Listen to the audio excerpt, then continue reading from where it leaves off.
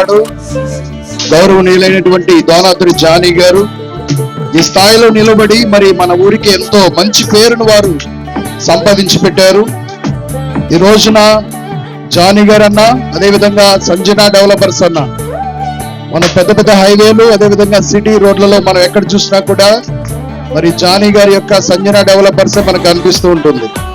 మరి భీమవరం పరిసర ప్రాంతాలలో ఎంతో పేరుగాంచినటువంటి గొప్ప సంస్థగా నలుదిశలా వ్యాప్తి చెంది అనేక ప్రాంతాలలో అనేక విధమైనటువంటి రంగాలలో అభివృద్ధి వైపు ప్రయాణిస్తూ మరి చక్కని పేరు సంపాదించి పెట్టినటువంటి మన ఊరువాడైనటువంటి గౌరవనీయులు మన సంజన డెవలపర్స్ అధినేత మేనేజింగ్ డైరెక్టర్ గారు అయినటువంటి దోనాతురి జానీ గారు మన మధ్యలో ఉండడం చాలా సంతోషం.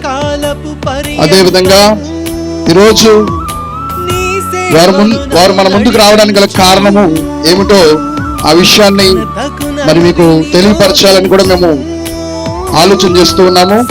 మరి మనందరికీ బాగా తెలుసు, ఆయన చిన్నప్పటి నుంచి వారు ఇక్కడ ఉండడం, ఈ స్థానిక సంఘంలో వారి యొక్క చిన్ననాటి జ్ఞాపకాలు కూడా మరి కలిగి ఉండడం, మరి మన మందిరంతో కూడా వారికి ఎంతో అవినాభావ సంబంధం ఉండడం మనకు తెలుసు.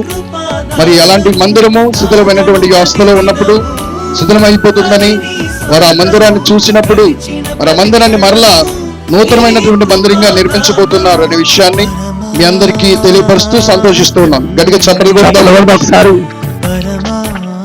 ఈ గొప్ప పనికి ఆయన చక్కని ఉద్దేశాన్ని కలిగి ఉన్నారు. అలాంటి ఉద్దేశాన్ని అందించినటువంటి దేవాదేవునికి మహిమ చెల్లిస్తూ మరొకసారి జానీ గారిని గట్టిగా మనం అభినందిద్దాం, మనం చప్పట్లు కొడుతాం.